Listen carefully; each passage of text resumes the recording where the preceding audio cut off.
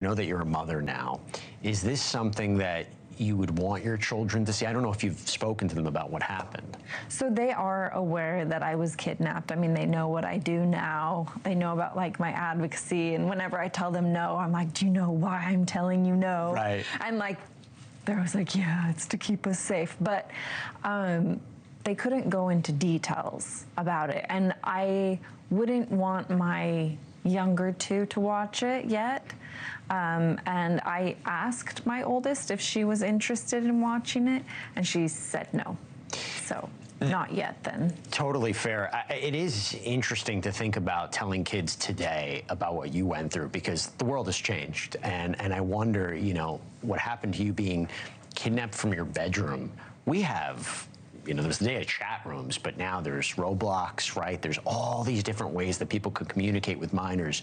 Do you think it's becoming easier for people to assault, kidnap, exploit children today than years before? Is this something that you're concerned about? Unfortunately, yes. I do think it is easier, because you're absolutely right. I mean, if you have a phone, you have a portal to the world. Like, predators have a direct line to you. And I mean, even like my own kids, they don't have phones, but they're always like, what are you doing, Mom? Are you looking on social media? What are you doing? Who are you talking to? What are you doing?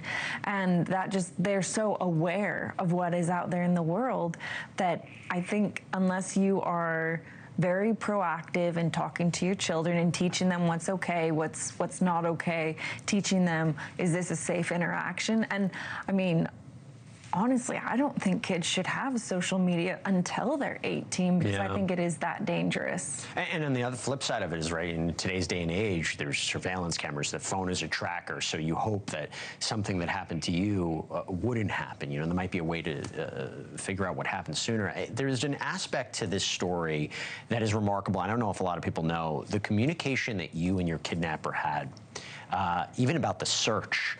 I don't know if a lot of people understand that, because they might even have misconceptions about, you know, why didn't you escape? What was going on?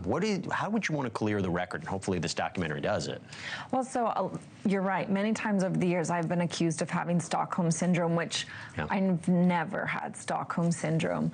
And from day one, actually, I remember realizing that I could die. These people, these monsters, they could kill me at any point in time. And my mind immediately went to, what can I do that will help me survive? What will give me my best chance at survival?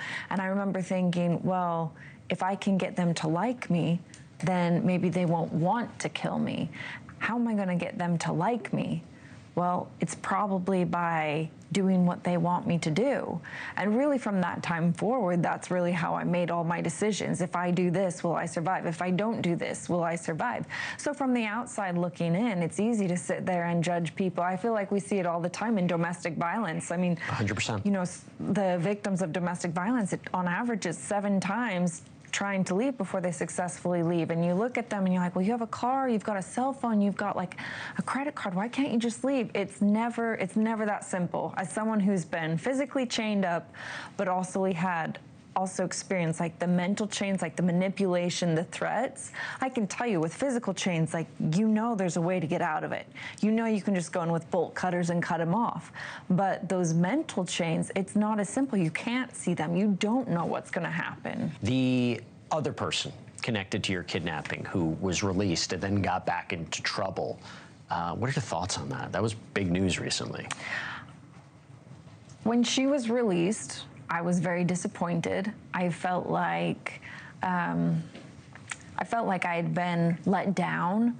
How could they let her out? I mean, she had been a mother in a prior marriage to 6 kids, and she'd sat there and encouraged my rape, encouraged my abuse. How could they release her? She was every bit as guilty as this man, in my opinion. And I remember when she came out, I remember the governor making a statement that she was going to be kept on a very short leash, and if she ever messed up, she was going to go right back to jail. And so then when this recent, I don't know, sex offender registry rule was violated, I remember thinking, yeah, she should go straight back to prison. I don't know what's going to happen, but I don't think she should be out. Again, total thanks to Elizabeth Smart for coming on and talking about that. And you can see my full conversation with her online at newsnation.com. Thank you for watching. Subscribe below and download our NewsNation app right now on your phone, and you will get fact-based, unbiased news for all Americans.